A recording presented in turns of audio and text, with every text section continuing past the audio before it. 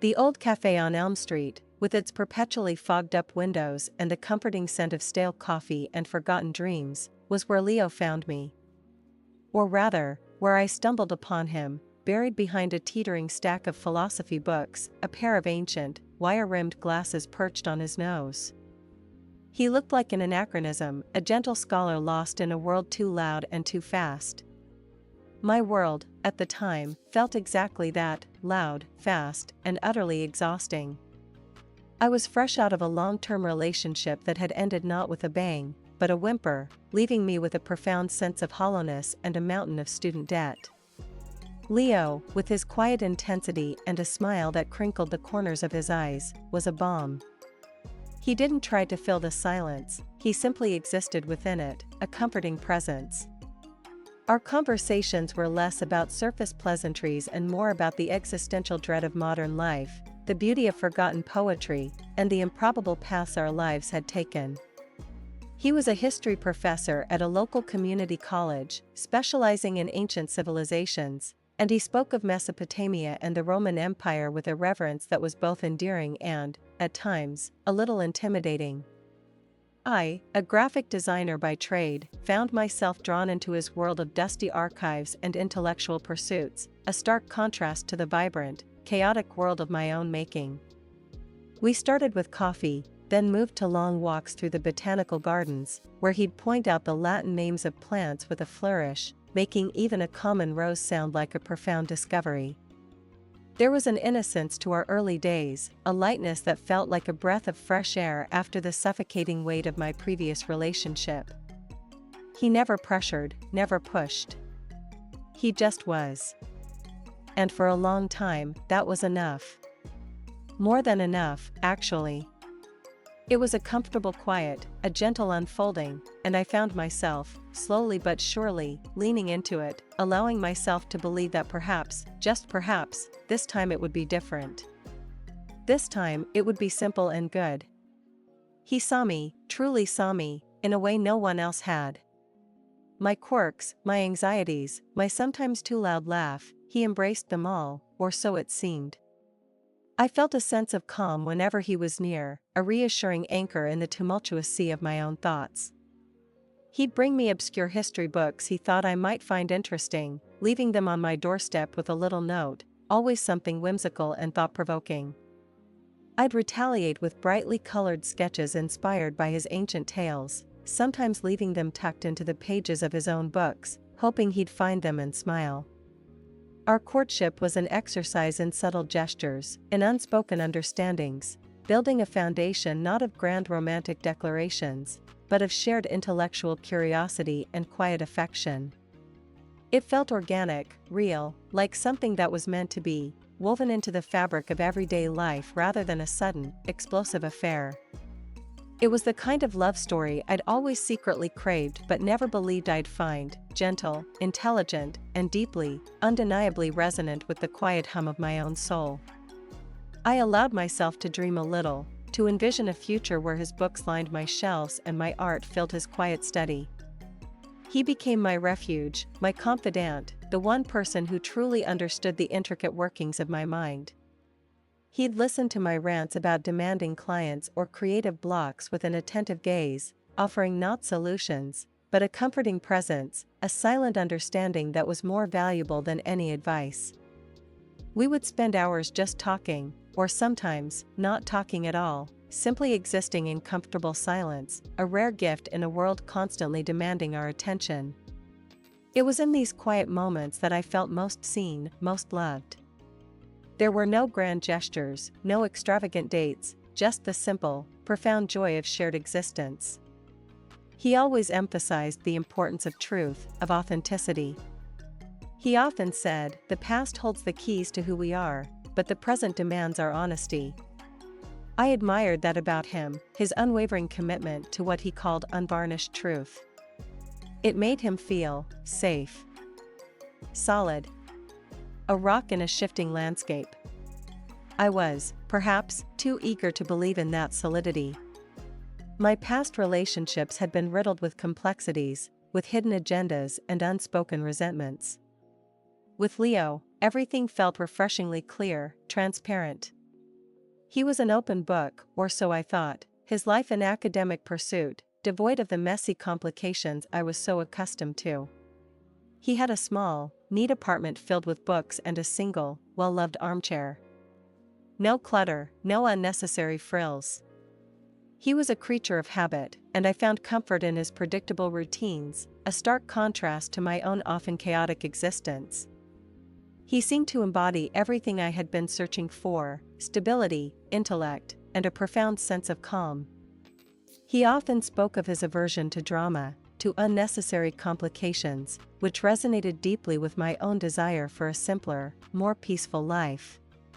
He was a man, I believed, who valued sincerity above all else, a trait I considered paramount in any truly meaningful connection.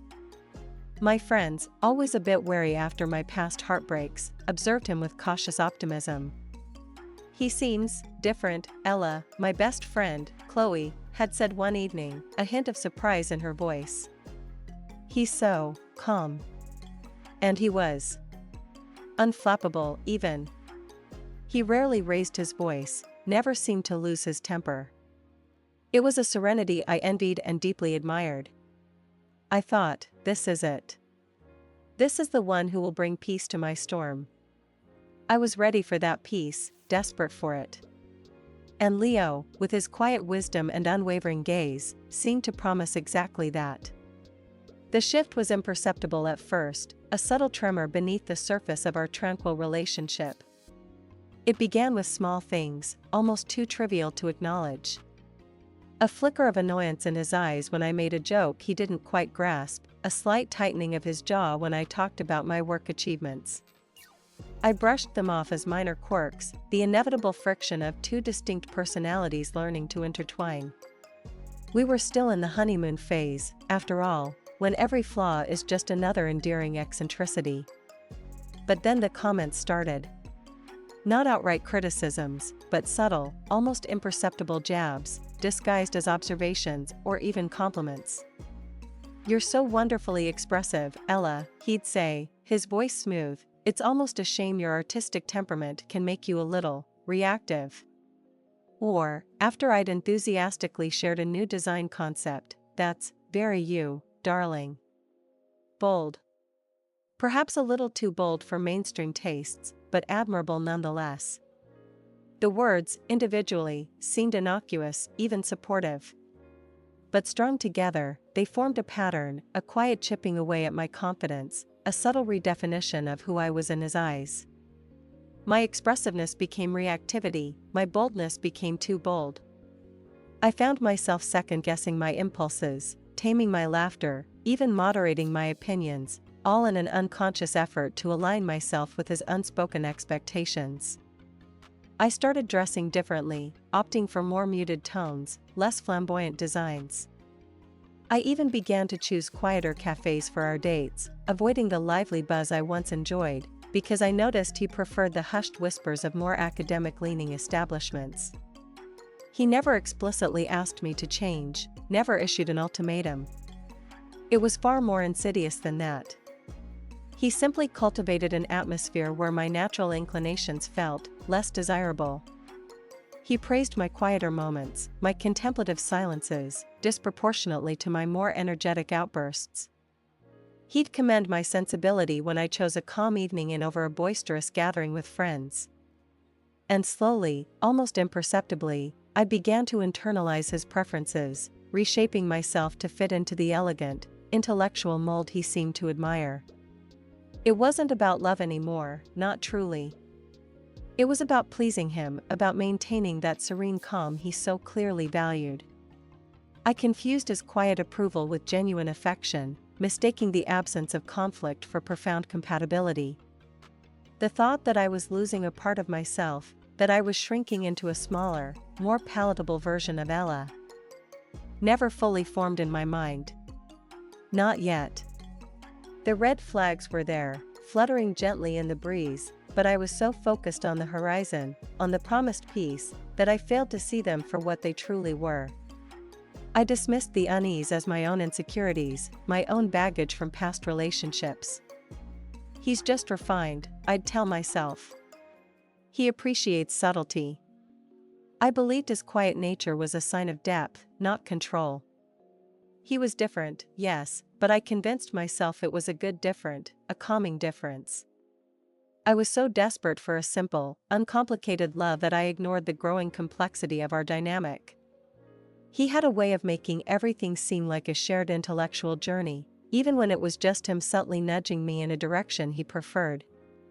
"Don't you think, darling," he'd muse, his gaze fixed on a distant point, "that true artists understand the power of restraint? The impact of a single, perfect line, rather than a cacophony of color?" And just like that, my vibrant palette felt a little less vibrant, my bold strokes a little less competent. He was a master of rhetorical questions, of leading statements that gently, almost imperceptibly, guided my thoughts to his desired conclusion. It was a dance, a subtle ballet of persuasion, and I, eager to please, eager to be loved, danced along, oblivious to the fact that I was slowly losing my rhythm. The air around us, once so breathable, now felt a little thinner, a little more constrained.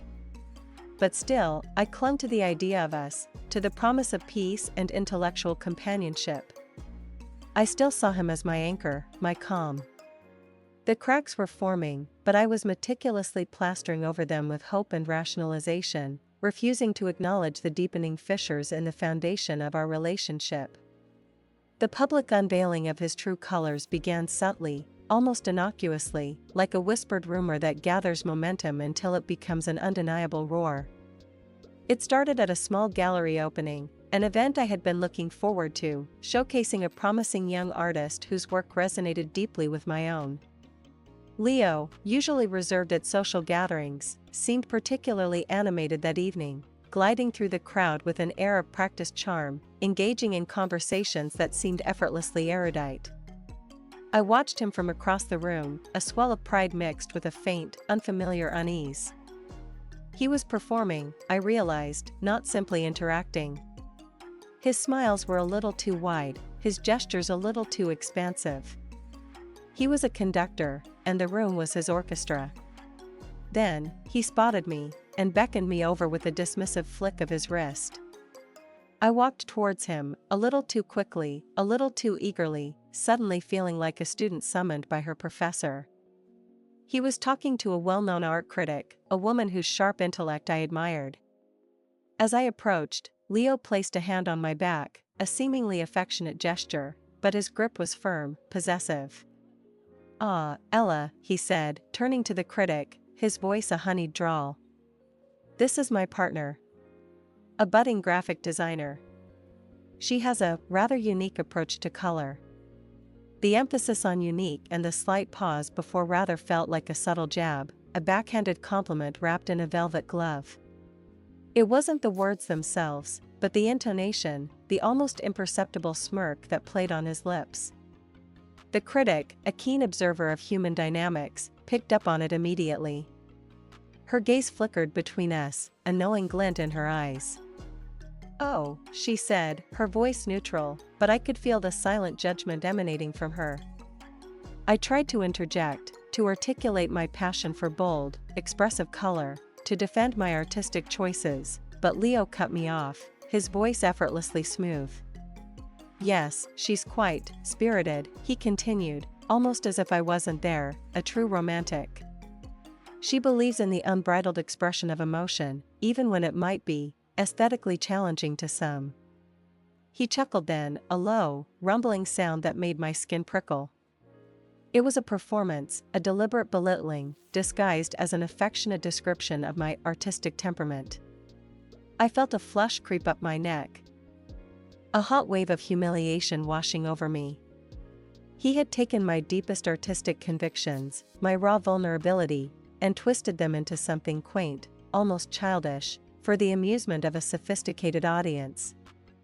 I stood there, mute, mortified, the bright colors of the artwork around me suddenly seeming dull, the vibrant atmosphere of the gallery suddenly oppressive. The air felt thick, heavy with unspoken condescension. The critic, sensing my discomfort, mercifully changed the subject, but the damage was done. The seed of doubt, planted by his subtle remarks, now blossomed into a thorny bush of public humiliation. I felt exposed, stripped bare, not by my own choice, but by his deliberate, calculated act. It was a betrayal of trust, a public mockery of my inner world, and it left me reeling. I wanted to disappear, to vanish into the anonymity of the crowd. Later that night, back in the quiet sanctuary of my apartment, I replayed the scene over and over, dissecting every word, every nuance. The anger, slow-burning and insidious, began to take root. This wasn't accidental, I realized. This was intentional. This was a man who needed to diminish me to elevate himself, who used my vulnerabilities as stepping stones for his own intellectual vanity. The clarity, when it finally arrived, was like a sharp, cold slap across the face. The confusion began to dissipate, replaced by a dawning, terrifying understanding of the insidious nature of his control. This wasn't love. This was something far more sinister. The public humiliation at the gallery was merely the overture. The true symphony of manipulation began to unfold in the following weeks, each movement more discordant than the last. He started inserting himself into my professional life, offering unsolicited advice that always seemed to undermine my instincts. If I presented a new design concept, he'd subtly question its marketability, its intellectual rigor, always with that same smooth, condescending tone. "Are you sure this speaks to a broad enough audience, darling? It feels rather niche. Perhaps a little too abstract for commercial appeal." He'd suggest refinements that stripped my work of its originality, making it bland, palatable, and ultimately, forgettable. I felt my creative spark dimming under his constant scrutiny, my confidence eroding with each well-placed doubt. My vibrant portfolio began to gather dust, replaced by safer, more conventional pieces that garnered his elusive approval but left me feeling creatively barren. I even found myself hesitating before sharing ideas with my colleagues, a gnawing fear that Leo's unspoken critiques had seeped into my own self-assessment. He then began to subtly isolate me from my friends. Chloe, my best friend, was the first target. She had always been fiercely protective of me, with a keen eye for emotional manipulation. Leo, sensing her skepticism, started weaving a narrative of Chloe being overly dramatic, prone to exaggeration, and a negative influence. He'd make comments like, "It's a shame Chloe can't seem to find contentment in her own life, always projecting her anxieties onto yours." Or, when I returned from a coffee with her, he'd ask, "Did Chloe spend the entire time complaining about her boss again? It must be draining, darling, to be constantly exposed to such negativity." He framed her genuine concern as jealousy, her protectiveness as overbearing. Slowly, almost imperceptibly, I started to distance myself. I'd decline invitations to hang out with Chloe, fabricating flimsy excuses, because the thought of Leo's disapproval, or worse, his thinly veiled criticism, was becoming unbearable. I felt a profound sense of guilt, a knot in my stomach, but the desire to maintain the fragile peace with Leo outweighed my loyalty to my oldest friend. My social circle, once vibrant and diverse, began to shrink, until it consisted almost entirely of Leo and his curated collection of academic acquaintances, who seemed to hang on his every word, reinforcing his inflated sense of intellectual superiority. He was building a fortress around me, brick by careful brick, and I, in my confusion and desperation for his approval, was helping him lay the mortar. The world outside of Leo's carefully constructed reality began to feel distant, hazy, almost irrelevant. He became my sole arbiter of truth, my only source of validation, and the insidious nature of his control tightened its grip. I was caught in a web, and each struggle only seemed to entangle me further. The confusion that had characterized my early understanding of our dynamic began to morph into a deep, aching hurt. A profound sense of loss, not just of my creative spirit, but of my own autonomy, settled over me like a suffocating blanket. I was losing myself, piece by agonizing piece, and the realization, though still nascent, was terrifying. The turning point, the moment the web truly began to chafe, came not with a dramatic confrontation, but with a casual, almost throwaway remark that landed with the force of a physical blow. We were at one of his infrequent, but meticulously planned, dinner parties. The guest list was always a carefully curated selection of his academic colleagues and their equally erudite partners. The conversation, as always, revolved around obscure historical facts, philosophical debates, and the occasional scathing critique of contemporary culture. I sat there, trying to contribute, trying to engage, but feeling increasingly like an interloper, a brightly colored bird in a flock of muted grays. At one point, the discussion turned to the rise of social media and its impact on intellectual discourse.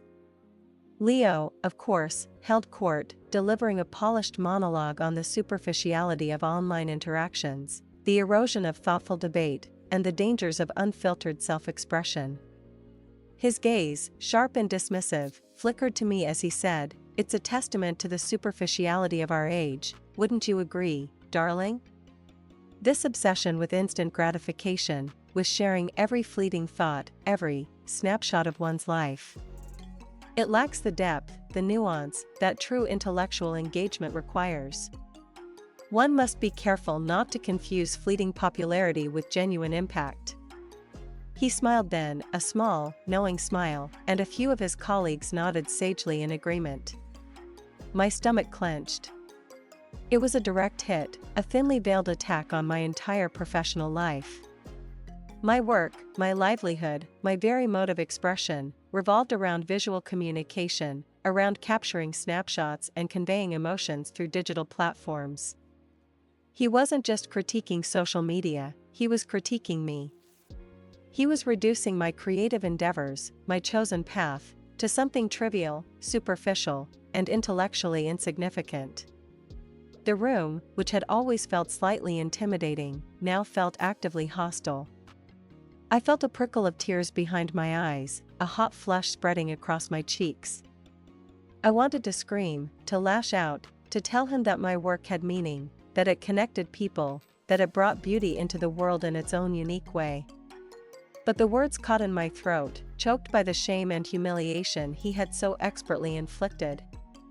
It was a public dismantling of my self-worth, a quiet assassination of my identity, carried out with a polite smile and a glass of expensive wine. The silence that followed his pronouncement felt deafening, amplifying my internal turmoil. I saw the sympathetic glances from a few of the women at the table, a silent acknowledgement of his casual cruelty. But no one spoke up. No one challenged him. And that, more than anything, cemented the terrifying realization, I was alone in this. I was trapped. I excused myself shortly after, citing a sudden headache, the throbbing pain behind my eyes a physical manifestation of my emotional distress. As I walked home, the cool night air did little to quell the burning resentment that was beginning to flare within me. The confusion was gone. The hurt remained, but it was now laced with a potent, unfamiliar anger. The clarity was starting to emerge, sharp and unforgiving. He wasn't just a refined academic with specific tastes, he was a master manipulator, a quiet tyrant who reveled in dismantling others to build himself up. My quiet acceptance of his criticisms, my shrinking into his preferred version of me, had only emboldened him. This was not love. This was a carefully constructed cage, and I, the bewildered bird, had just slammed the door shut on myself. The realization was both devastating and liberating. The illusion had shattered, and in its place, a cold, hard truth began to settle. The public degradation ignited a slow-burning fuse within me, transforming the hurt into a simmering resentment, a quiet, potent rage that demanded release.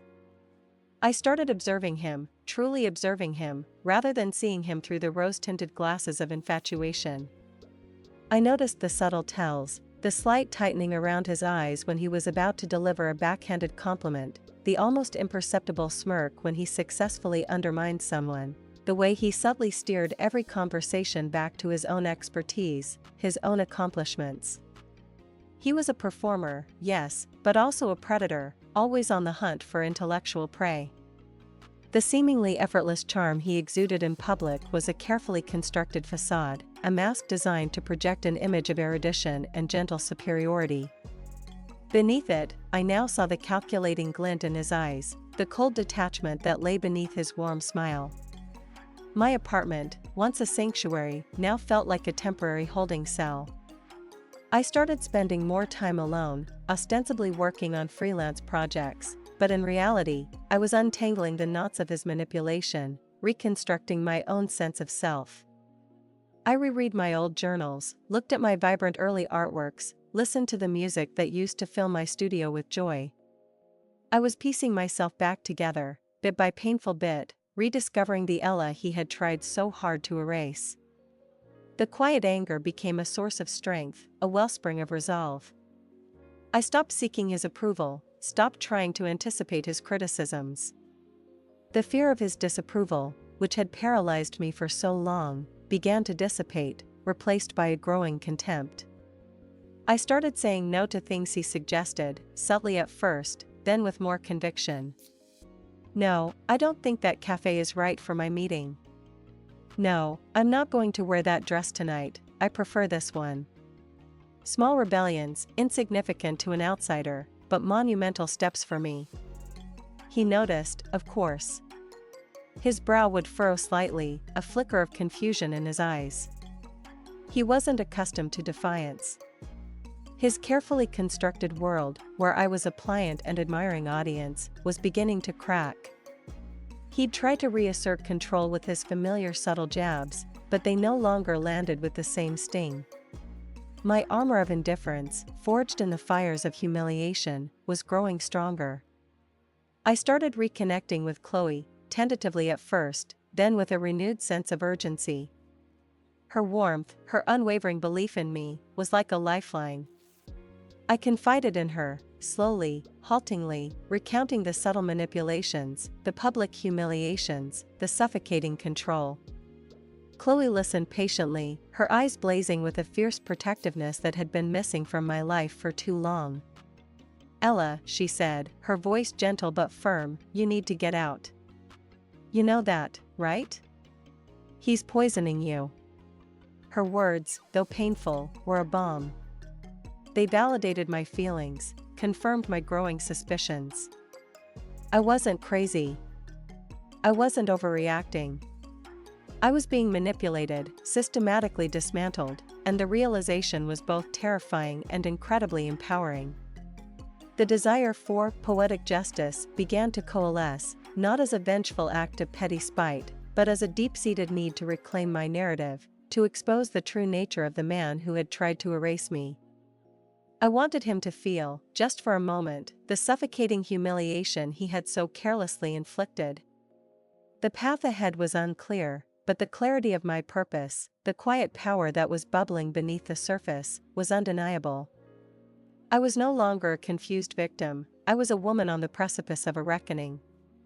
The first step towards reclaiming my narrative was subtle, almost imperceptible to anyone but me and, eventually, to him.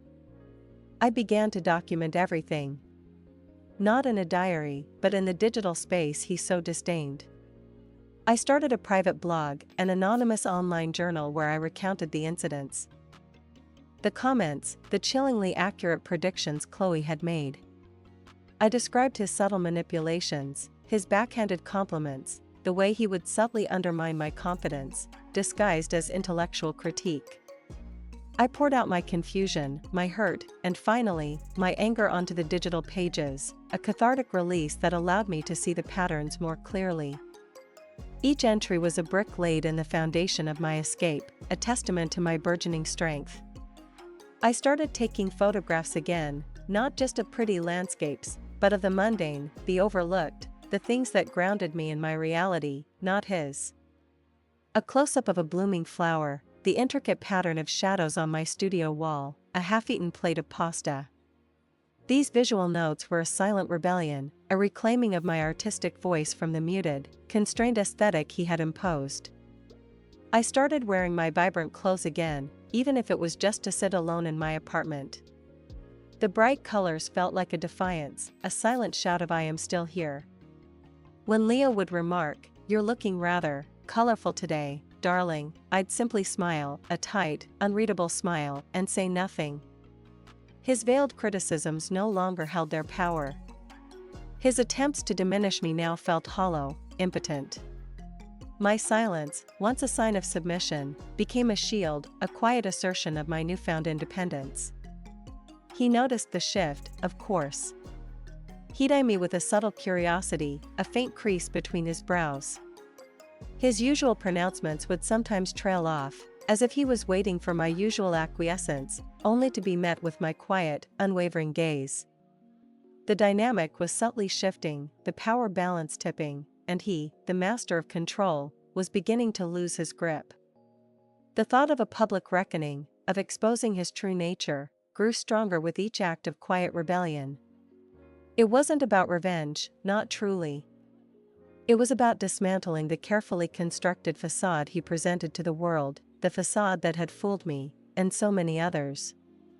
It was about warning others, about validating my own experience, about reclaiming the narrative that he had so meticulously distorted. I knew it wouldn't be easy.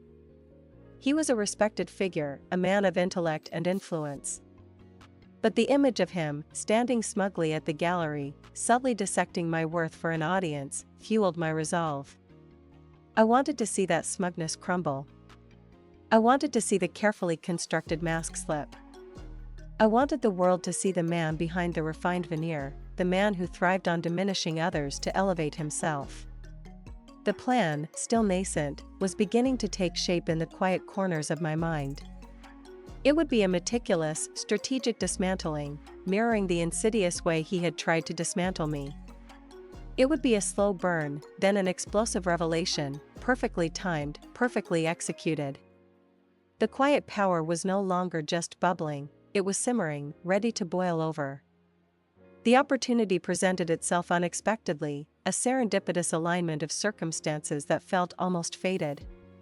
Leo was due to deliver a keynote address at a prestigious academic conference in a few weeks, an event that would draw scholars, critics, and media from across the region. He had been preparing for it for months, meticulously crafting his presentation, rehearsing his delivery, even selecting his suit with an almost obsessive attention to detail. This was his moment, his grand stage, the culmination of his intellectual pursuits. It was to be a public affirmation of his brilliance, his unassailable authority. I had been asked to design the conference program, a freelance gig I had taken on months ago, long before the cracks in our relationship had become chasms. The irony was not lost on me.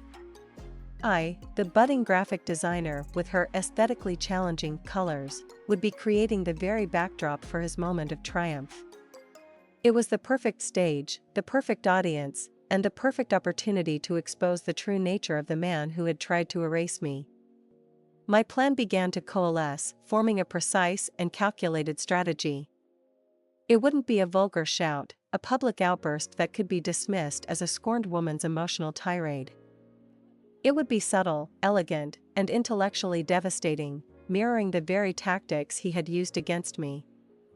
I would use his own words, his own carefully crafted image, against him. The conference program, with its wide distribution and prominent display, was my canvas. I would weave my narrative into the very fabric of his moment, an invisible thread of truth that would unravel his carefully constructed facade. I began to collect evidence, not just emotional anecdotes, but tangible proof. I scrolled through old text messages, screenshotting his backhanded compliments disguised as advice, his subtle criticisms of my work and my friends. I dug through my old email archives, finding instances where he had subtly tried to influence my professional decisions, always cloaked in the language of concern and intellectual superiority. I even found an old voice memo, accidentally recorded during a particularly frustrating conversation, where his condescension was undeniably clear. These were my weapons, sharpened and polished, ready for deployment. The fear that had once paralyzed me was now replaced by a cold, unwavering resolve. I felt a surge of adrenaline, a sense of purpose I hadn't experienced in years. The quiet power had transformed into an unshakable conviction. I spent hours meticulously crafting the layout for the conference program, designing it with an innocuous elegance that belied the hidden bombshells it would contain.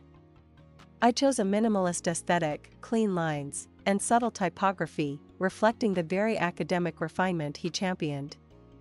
But within that seemingly innocent design, I would embed the truth, like a coded message, waiting to be deciphered. Chloe, once my confidante, now became my co-conspirator. I showed her my plan, detailing the precise timing, the subtle insertions, the calculated risks. Her eyes widened, a mixture of apprehension and admiration.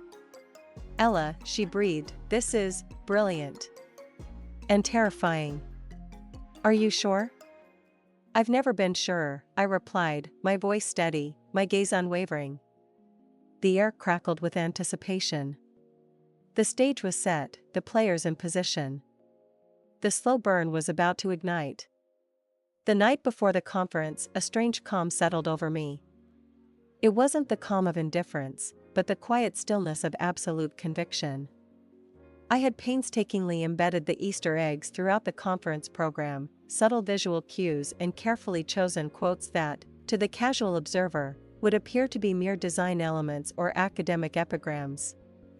But to anyone who knew Leo, to anyone who had observed his patterns, they would be jarring, revealing, and ultimately, damning. I had chosen a particularly innocuous section, the conference aims and objectives, to plant my most potent seed.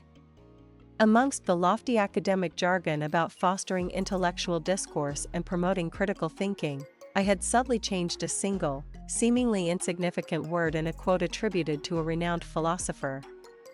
The original quote was about the importance of authentic expression. I had replaced authentic with curated.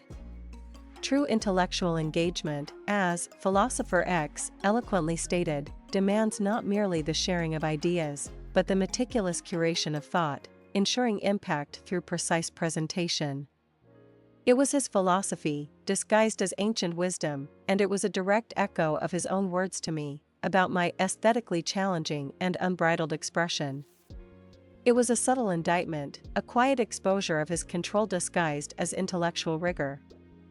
For the speaker biographies section, I had done something bolder.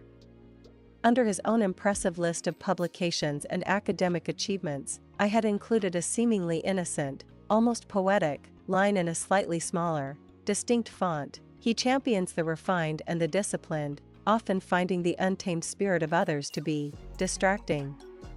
It was a direct quote from an overheard conversation between him and a colleague, a dismissive remark about a student's unconventional approach. It was a truth bomb, quietly detonated within the very framework of his public persona. The visual cues were equally potent. I had designed a subtle, almost subliminal motif, a bird in a cage, barely visible in the background of certain pages, its wings outstretched, seemingly longing for flight. It was a direct representation of how he had made me feel, how he stifled my artistic freedom, my very essence. The colors I used, too, were a subtle rebellion.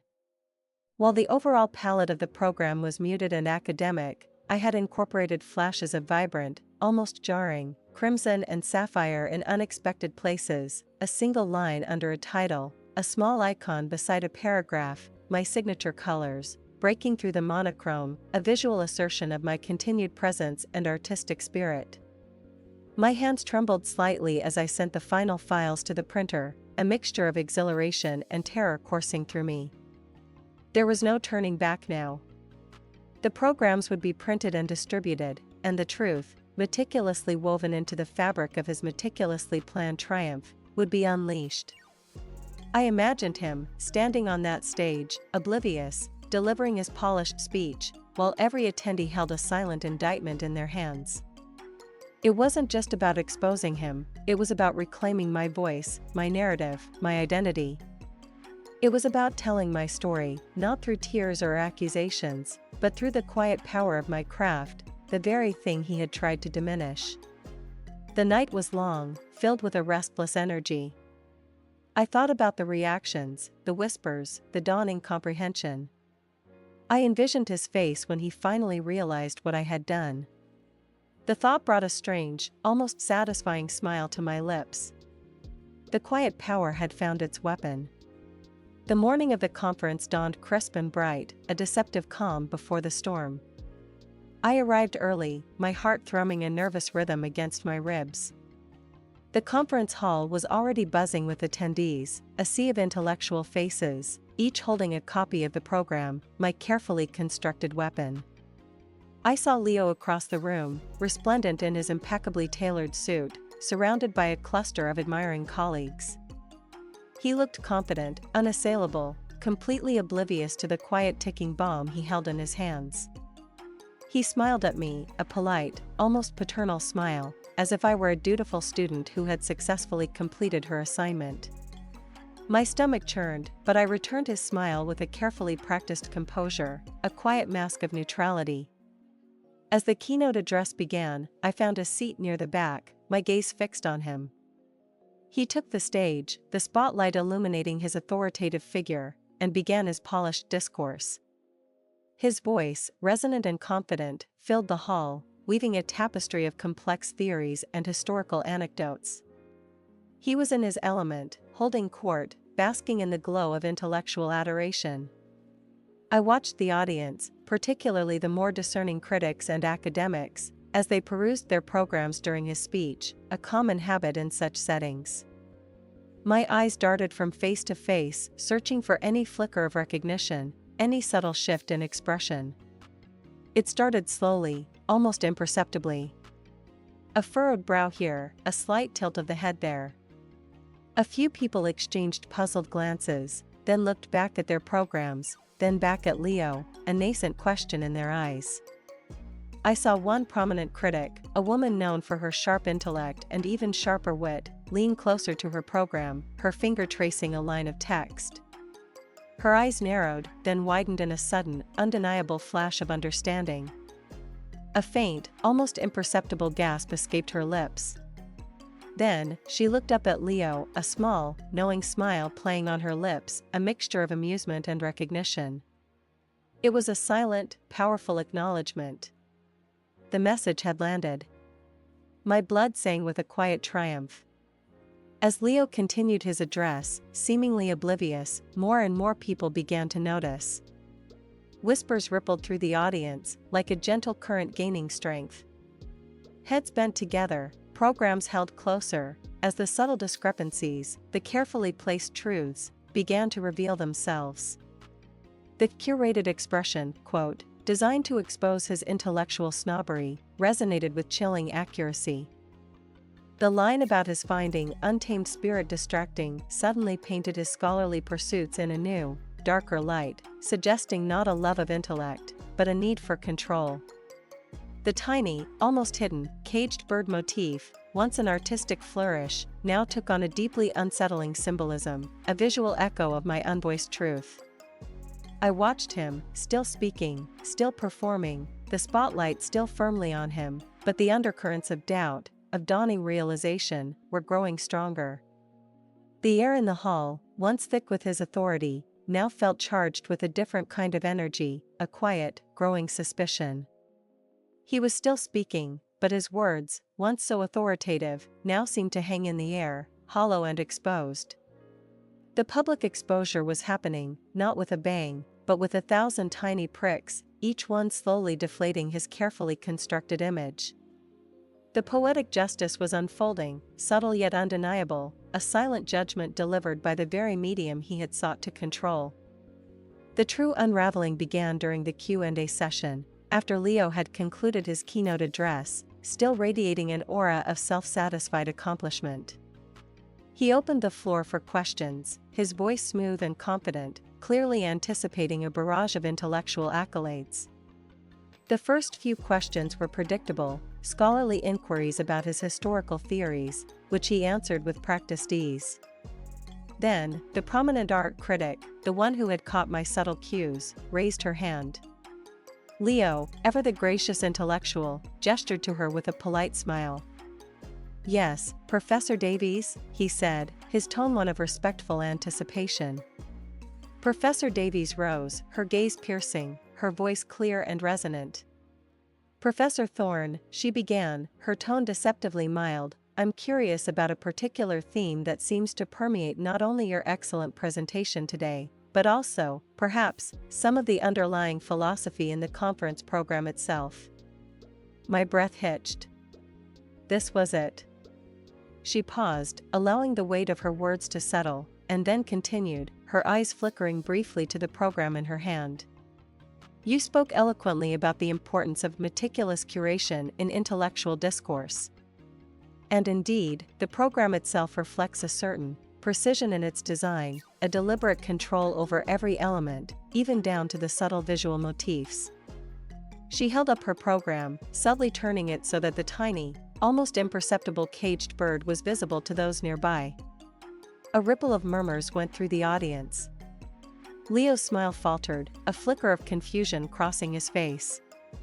He clearly hadn't anticipated this line of questioning.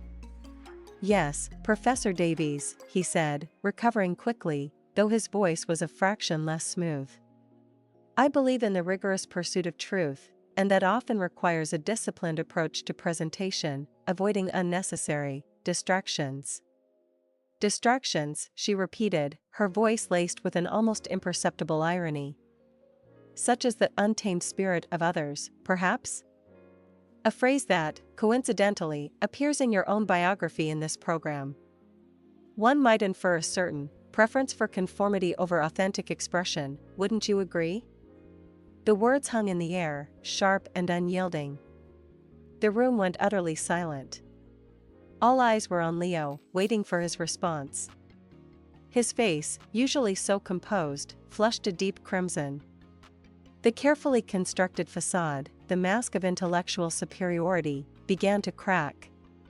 He stammered, searching for words, his usual eloquence deserting him. I believe there is a distinction between raw enthusiasm and scholarly rigor, he finally managed, his voice thin, almost a whisper. One must, of course, guide and refine. Professor Davies cut him off, her voice gaining strength, her gaze unwavering. Or perhaps, she interjected, one attempts to curate the very essence of others, to shape their expressions to fit one's own narrow definitions of rigor and discipline, thereby diminishing their authentic voice? It wasn't a question anymore, it was a statement, a damning indictment. The whispers in the audience swelled into an audible buzz. People were flipping through their programs, comparing notes, the subtle clues now screaming their meaning. Leo stood there, utterly exposed, his intellectual authority crumbling around him. The man who had reveled in public humiliation was now experiencing it firsthand, meticulously orchestrated by the very person he had tried to silence. I watched him, a quiet, profound sense of vindication washing over me. The confusion, the hurt, the anger, it all coalesced into a quiet, almost serene sense of power. The poetic justice had landed, not as a scream, but as a whisper, amplified by the intellectual echoes of his own carefully chosen words. The aftermath was a slow-motion cascade, a series of public ripples spreading outwards from the epicenter of Professor Davies's pointed questions. Leo's subsequent answers during the Q&A were increasingly disjointed, his usual polished rhetoric replaced by a nervous stammer. The carefully curated image he had projected for years was rapidly unraveling, exposed by the very program I had designed. The whispers grew louder, transforming into direct conversations. Attendees huddled in small groups, programs open, dissecting the subtle subversions, the hidden truths. I saw faces turn towards me, not with judgment, but with a dawning understanding, a quiet nod of solidarity. The anonymous blog I had created, a secret chronicle of my experience, suddenly felt less like a private journal and more like a public testament. I knew word would spread, not just within the academic community, but beyond. The internet, his despised superficial platform, would become the amplifier of his humiliation, the very tool that would dismantle his carefully constructed ivory tower. Later that day, as the conference began to wind down, I saw Leo hurrying out of the building, his face pale, his usual confident stride replaced by a hurried, almost desperate gait. He didn't even glance my way. The performance was over, the curtain drawn, and he was scrambling to escape the fallout. News of the incident spread like wildfire through the academic circles. Professor Davies, a woman of considerable influence, had subtly but effectively challenged his intellectual integrity, a blow far more devastating than any personal attack. Her critique wasn't about our relationship, it was about his methods, his intellectual arrogance, his veiled condescension. She had used his own intellectual framework to expose him, and that was the ultimate poetic justice. My phone buzzed incessantly throughout the following days. Calls from Chloe, of course, full of excited pronouncements and congratulations. "You did it, Ella. You absolutely annihilated him," she cheered, her voice brimming with pride. But there were also calls from colleagues, from former acquaintances, all expressing a quiet admiration, a shared understanding. "I always wondered about him," one colleague confessed, "he always seemed a little too perfect." "You were brave, Ella." Even my parents, usually reserved, called to express their support, a quiet acknowledgement of the strength they saw in me. I deactivated the anonymous blog shortly after. My story had been told, the truth laid bare. There was no need for continued public exposure. My revenge wasn't about destroying his life, but about reclaiming my own. The feeling wasn't one of vengeful triumph, but of quiet empowerment, a deep sense of peace that settled over me. I had faced my oppressor, used my voice, and emerged stronger. I felt a lightness I hadn't experienced in years, as if a heavy weight had been lifted from my shoulders. The air felt clearer, the colors brighter, and the sounds of the city, once a chaotic symphony, now hummed with a renewed sense of possibility. My creative spark, long dormant under his suffocating influence, began to flicker, then ignite. I started sketching again, drawing inspiration from the chaos and vibrancy of the world around me, embracing the unbridled expression he had so disdained. The narrative arc was complete. The confusion had given way to hurt, the hurt to anger, the anger to clarity, and finally, to quiet power and poetic justice. I was Ella again, whole and unafraid, ready to paint my own future, in all its vibrant, unapologetic glory. The weeks that followed were a gradual, deliberate process of rebuilding. The silence from Leo was deafening, but it was a welcome silence. His absence from my life felt less like a void and more like a vast, open space, finally cleared for me to breathe and grow. The subtle forms of control he had exerted had permeated so many aspects of my life that undoing them required conscious effort. I found myself reevaluating everything, my choices in clothing, the music I listened to, even the kind of art I consumed. It was like peeling back layers of an identity I had unconsciously adopted to please him, revealing the vibrant, authentic Ella underneath. My studio, once a place of quiet constraint, became a riot of color and creative chaos. I experimented with new techniques, embraced bold, unconventional palettes, and allowed my imagination to run wild. The joy of creation, long stifled, surged back with an almost overwhelming force. My work became bolder, more expressive, infused with a newfound confidence that resonated with clients and colleagues alike. My phone, instead of being a source of anxiety, now buzzed with exciting project offers, opportunities that aligned with my true artistic vision. I reconnected with friends and family with a renewed sense of honesty and vulnerability. I shared my story, not with bitterness, but with a quiet strength, a testament to my journey of self-discovery. Chloe became an even closer confidant, her unwavering support a constant reminder of the true meaning of friendship. We spent hours dissecting the intricacies of narcissistic manipulation, laughing at the absurdity of some of Leo's pronouncements, and celebrating my quiet victories.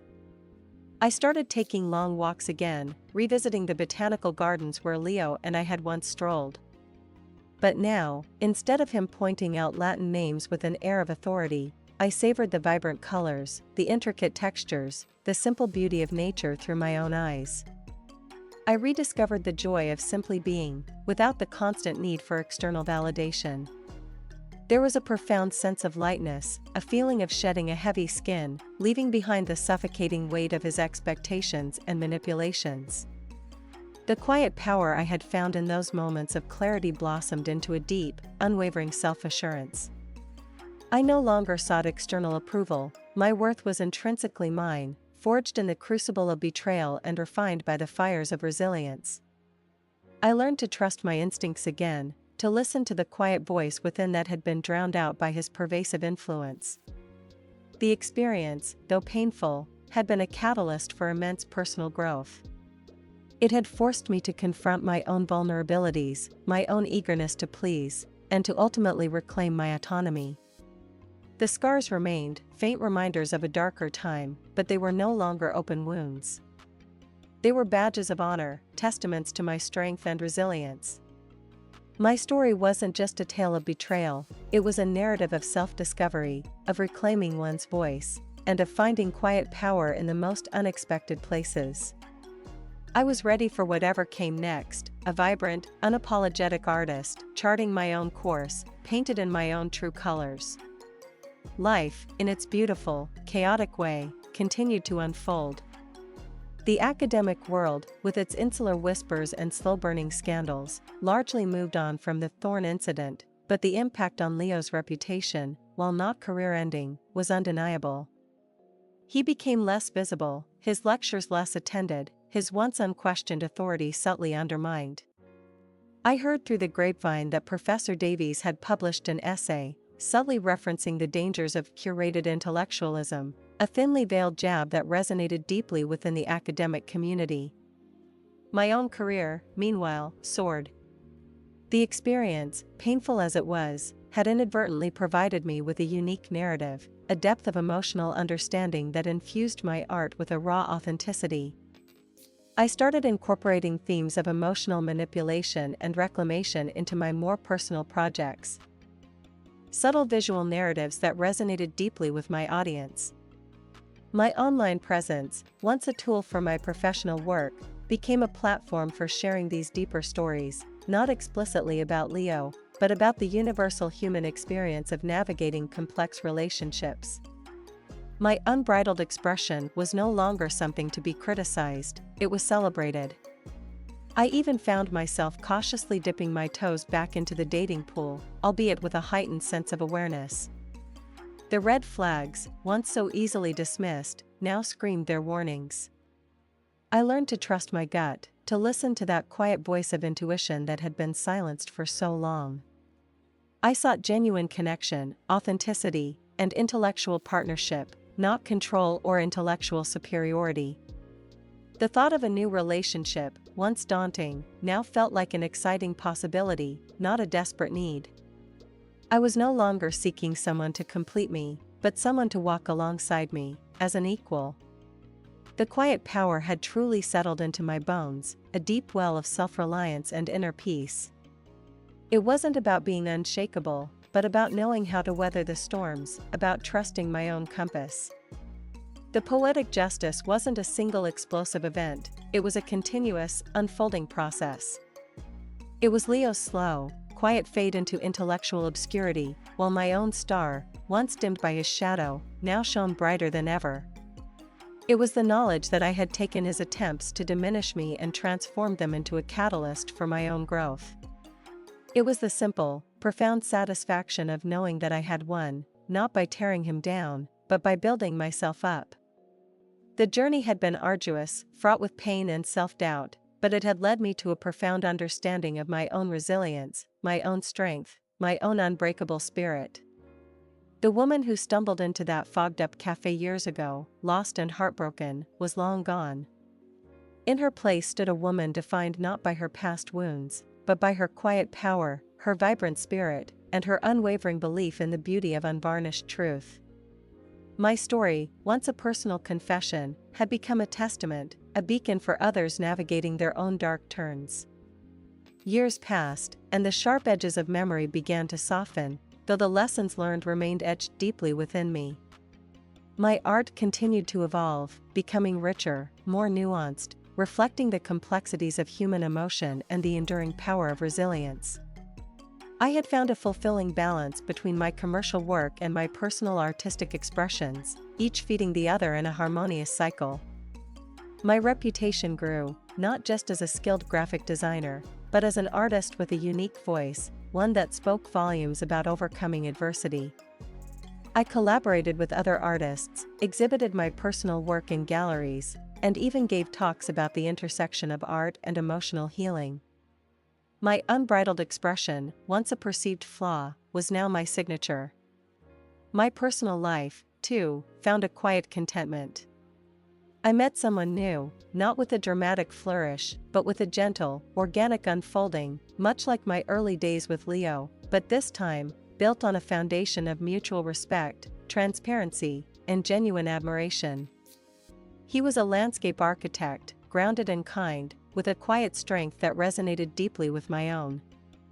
There was no need for grand gestures or intellectual sparring, just shared laughter, comfortable silences, and a profound sense of being truly seen and appreciated for who I was, in all my vibrant, sometimes messy, glory. There were no subtle digs, no attempts to reshape me, just an unwavering acceptance that felt like coming home. We built a life together, filled with quiet adventures, creative pursuits, and a shared appreciation for the simple joys. I often thought about Leo, not with bitterness or anger, but with a detached curiosity. I heard he had moved to another state, taking on a less prominent academic role. His public profile had diminished considerably, and the intellectual circles that once hung on his every word had largely forgotten him. He had become, ironically, an anecdote, a cautionary tale whispered among those who remembered the subtle nuances of his fall. The poetic justice, I realized, wasn't about his ruin. It was about my flourishing. It was about the subtle, yet profound, shift in our trajectories. He, the man who had tried to stifle my light, had slowly faded into the shadows, while I, the woman he had tried to diminish, had blossomed into my fullest potential. It was the quiet triumph of authenticity over artifice, of true connection over manipulative control. The scars were truly healed now, transformed into a deeper understanding of myself and the world around me. The journey had taught me the profound importance of trusting my own voice, of fiercely protecting my own spirit, and of embracing the unvarnished truth of who I was, without apology or compromise. The story wasn't just about a romantic relationship gone dark, it was about the resilience of the human spirit, the quiet power that resides within each of us, waiting to be unleashed when we finally dare to reclaim our own narrative. And that, I realized, was the most satisfying ending of all. The quiet power had woven itself into the very fabric of my being, no longer a sudden revelation but an inherent part of my character. I found myself instinctively drawn to situations where I could empower others, offering mentorship to young designers struggling with self-doubt, sharing my story not as a cautionary tale, but as an example of resilience. My personal art projects increasingly focused on themes of identity, voice, and the quiet strength found in vulnerability. I created a series of mixed media pieces featuring fragmented portraits, each piece representing a part of the self being reclaimed, reassembled, and finally, celebrated. These works resonated deeply, finding their way into exhibitions and private collections, garnering critical acclaim for their emotional depth and raw honesty. It was a testament to the fact that even the darkest experiences could be transformed into something beautiful, something meaningful. My relationship with my partner, Ben, continued to deepen, built on a foundation of open communication and unwavering support. He was a steady presence, a gentle anchor, but never a stifling one.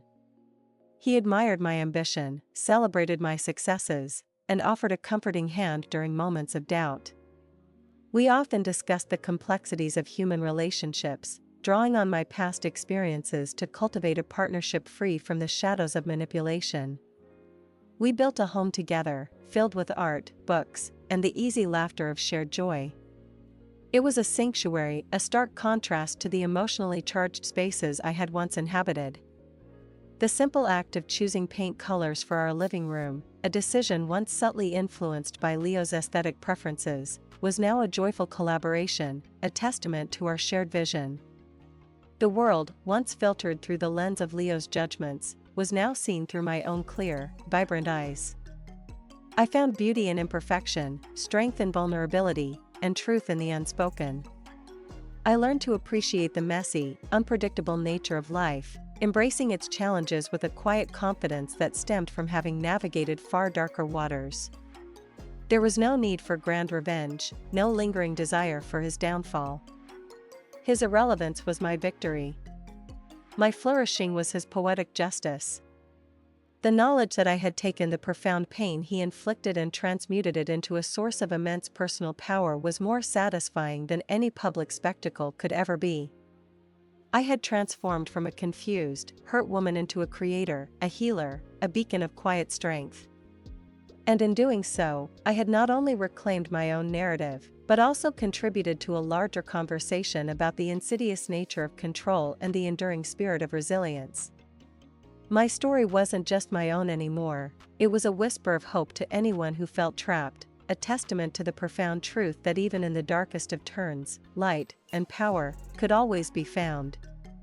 The sun dipped below the horizon, painting the sky in hues of deep purple and fiery orange, colors I now embraced with a fervent passion. I sat on my studio balcony, a sketchbook open on my lap, the cool evening breeze a gentle caress on my skin. The city hummed below, a symphony of sounds that once overwhelmed me, but now felt like a vibrant backdrop to my peaceful existence. I sketched, not with the frantic energy of youth, but with the steady, confident hand of experience. The lines flowed effortlessly, capturing the essence of the moment, the quiet beauty of twilight. My mind drifted back to the cafe on Elm Street, to the version of myself who had stumbled upon Leo, so desperate for peace, so unaware of the storm that lay ahead. I no longer saw that version with pity, but with a quiet respect. She had been vulnerable, yes, but also brave, willing to open herself up to the possibility of love, even after heartbreak. And ultimately, she had found her way back to herself, stronger and more authentic than ever before. The journey had been arduous, marked by moments of profound confusion, agonizing hurt, and searing clarity. But each step, each painful revelation, had been a necessary part of the unfolding. It had stripped away the layers of expectation and fear, revealing the resilient core of who I truly was. I closed my sketchbook, a sense of deep contentment settling over me. The desire for external validation was a distant memory. My worth was an internal compass, guiding me, empowering me. I had built a life that was truly my own, a testament to my strength and resilience. My art was a reflection of my soul, my relationships built on honesty and respect, and my spirit, once caged, now soared freely. The quiet power, once a tentative flicker, was now a steady, radiant flame. It illuminated my path, guiding me towards a future filled with purpose and authentic joy. It was a power born not from domination or control, but from the profound act of self-reclamation. It was the power of truth, of vulnerability, of unwavering self-belief. And in that moment, under the vast, painted sky, I knew that this quiet power was the greatest love story of all, the one I had written for myself, with every stroke of my brush, every beat of my heart, every breath of my unbridled, authentic self.